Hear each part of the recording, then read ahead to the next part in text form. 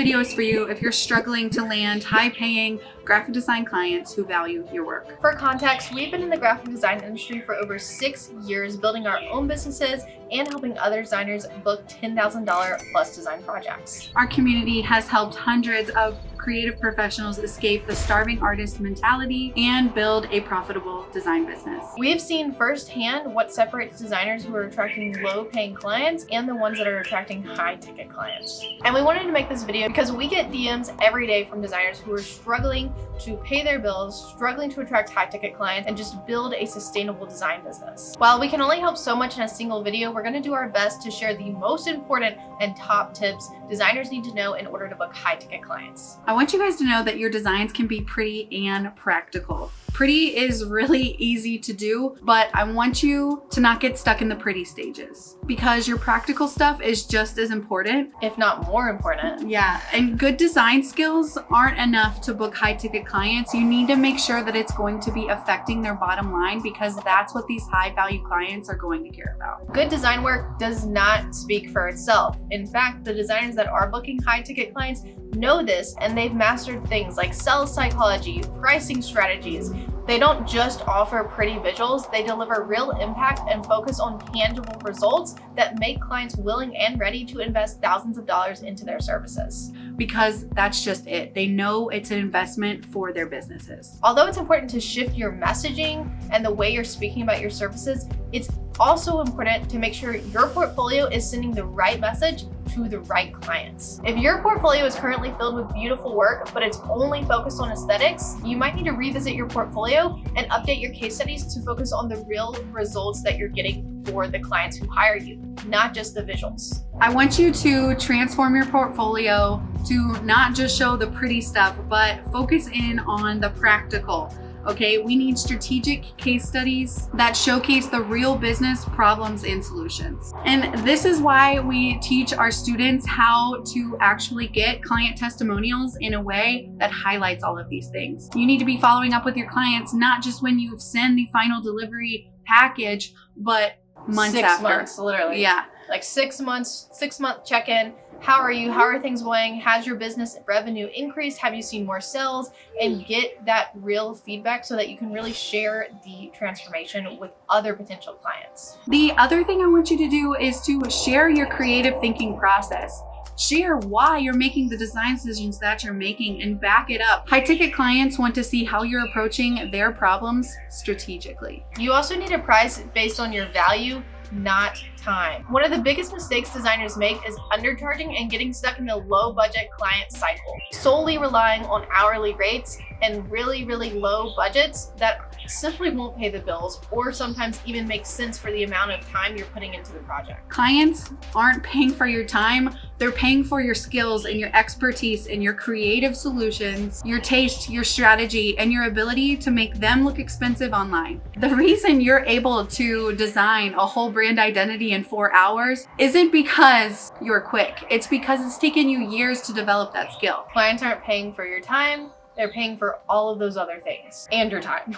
This is why it's important to create value-based packages and tailor them to each different client based on their current business and their long-term goals. Meaning you might have a minimum project starting rate, but the total project cost is going to vary between each and every client because every client needs different things and every client is at a different stage. Some of them are going to see a massive return on investment and others are going to see less return on investment. We have a pricing guide linked below that you can get that will help you start developing these packages. Next up, setting proper boundaries in your packages. Stop offering unlimited revisions. I typically offer 2. How many do you offer? 3. Or being available 24/7. You have a life, go and live it. True professionals don't allow this behavior, so you shouldn't either. You teach people how to treat you. High-paying clients respect professionals with clear boundaries and they expect them. So if you don't have those boundaries in place, if you don't have the things that they're typically used to working with when they're handling other service providers, you might come off as inexperienced or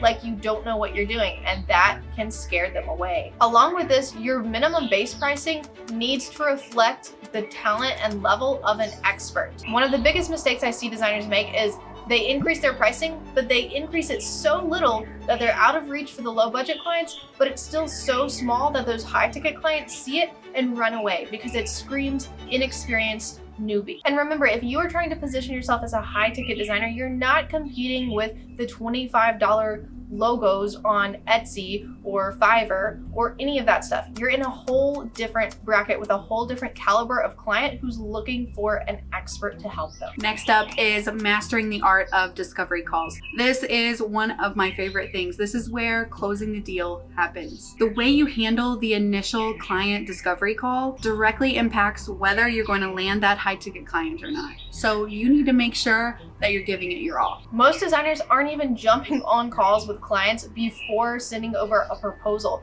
And this is a huge missed opportunity. By having a call with someone, you build trust and credibility, and you get to better understand their goals. Ask deeper questions, uncover their real problems, and see how you can truly transform their business and get them the results they're after. Here's some examples of questions you can ask on your discovery calls. What business goals are you trying to achieve by doing this rebrand? How will you measure success of this project? What does success look like in your business? What's the cost of not addressing this problem? Why do you feel like now is the time for a rebrand? Are you the primary decision maker? You need to guide the conversation towards business outcomes. Present your process as the solution to the client. They need to be able to see themselves in that solution. When a client understands that your 10K design solution could help them generate an extra 100K, they're gonna sign up immediately. And don't be afraid to talk numbers. Clients are hiring you to get a result. They're expecting to pay money.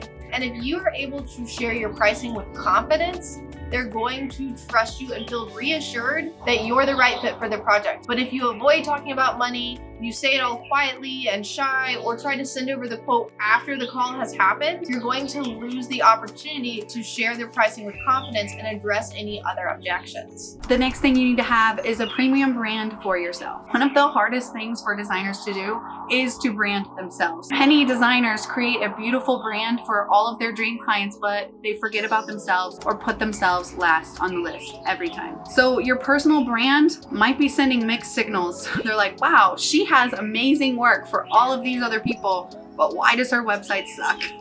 Why is it so ugly?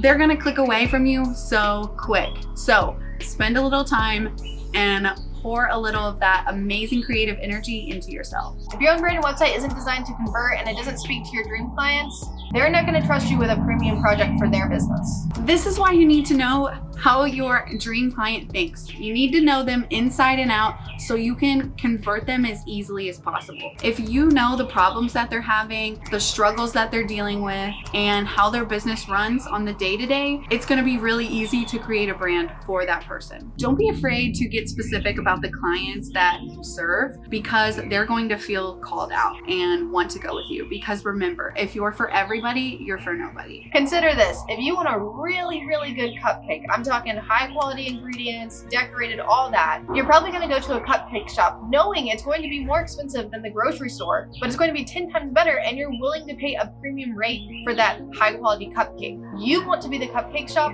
for your dream client. You want to appear as an expert for them specifically so that they choose you and are willing to pay a higher price for your services. So we just shared 5 different strategies that you can start using and implementing today in your design business to attract higher ticket clients. But here's the thing, knowledge without action is just knowledge. Some of you might take this and go start implementing it, but others might struggle. You might get stuck on some of the things we recommended, and that's why we created Social Butterfly Club. Inside of here, we teach you our 5-phase attraction marketing system so that you can start attracting high-ticket clients to your business, and we even host bi-weekly design therapy sessions where you can show up and ask anything, vent, and get the questions you need to build a 6-figure design business. We want to show you how to use attraction marketing and make clients come to you so that you can step into your power as a designer and attract the real high-ticket clients you've been wanting to work with. So if this sounds good to you, click the link in the description to start a free trial in our membership. Go watch some of the videos, go get some value out of there, and if it's a good fit for you, maybe you'll stick around and we'll see you at our next design therapy session. Be sure to like and subscribe if you found this valuable, and go check out our other videos for more graphic design business help.